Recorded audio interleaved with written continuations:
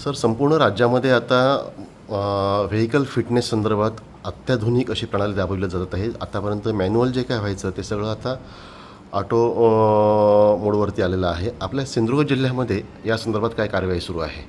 आपल्या सिंधुदुर्ग जिल्ह्यामध्ये automatic testing station जे आहेत त्याची निर्मिती RTO कार्यालयात होत आहे आणि त्या संदर्भाने आता जे काही मॅन्युअल कामकाज केलं जात होतं, मानवी दृष्टीने जे काही कामकाज करण्यात येत होतं त्याचं कंप्लीट ऑटोमेशन होणार आहे.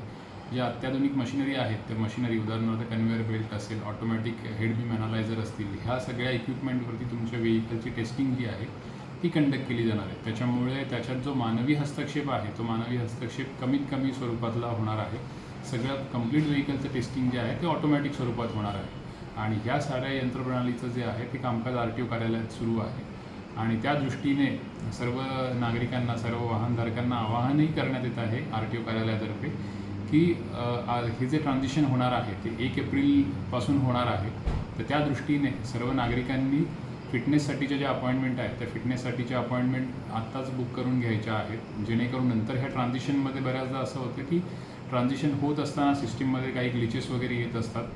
तर ह्या ग्लिचेसमध्ये कुठल्याही प्रकारचं ट्रान्झिशन सगळं स्मूथ व्हावं या दृष्टीने सर्वांनी आपले फिटनेस प्रमाणपत्र जे आहेत, सगळे वाहनाची कागदपत्र जी आहेत ती अद्ययावत ठेवावी. साहेब, आपण जसं म्हणाला होता की 1 एप्रिल 26 ह्याची ॲक्च्युअल अंमलबजावणी सुरू होईल. तर वाहन मालक असतील किंवा वाहनधारक जे असतील त्यांनी नेमकं काय करायला हवं यासाठी? कारण आत्तापर्यंत हे माहिती होतं की RTO ऑफिसमध्ये गाडी आणावी लागायची, त्यानंतर RTO इन्स्पेक्टर जे कसं त्यांच्या माध्यमातून त्याचं इन्स्पेक्शन व्हायचं, जे मॅन्युअल व्हायचं.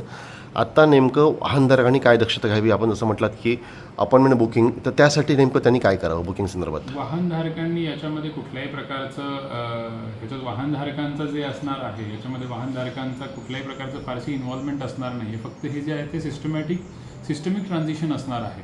वाहनधारकांचा रोल जो पूर्वी होता तोच या प्रकारचा असणार आहे की उदाहरणार्थ वाहनधारक जे आहे, वाहनधारकांनी आपल्या वाहनाची अपकीप व्यवस्थित ठेवायची आहे, वाहनाची स्थिती जी आहे, मेकॅनिकल कंडिशन जी आहे ती योग्य ठेवायची आहे, वाहनात कुठल्याही प्रकारचे अनधिकृत बदल जे आहेत ते करायचे नाहीत.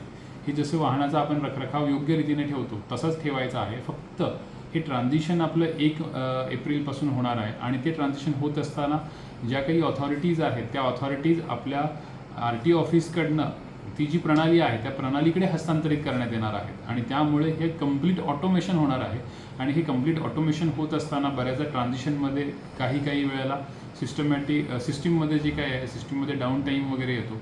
काही जिल्ह्यांमध्ये असं ऑब्झर्व करण्यात आलेलं होतं की हे ट्रान्झिशन होत असताना काही अडचणी आलेल्या आहेत. तर ह्या अडचणींचा सामना करावा लागू नये या दृष्टीने वाहन मालकांनी जे आहे ती पुरेशी काळजी घेणं अपेक्षित आहे. ज्यांचे वाहनाचे फिटनेस 1 महिन्यात संपणार आहेत त्यांनी प्री अपॉइंटमेंट बुक करून वाहनाचा फिटनेस करून घेणं अपेक्षित आहे.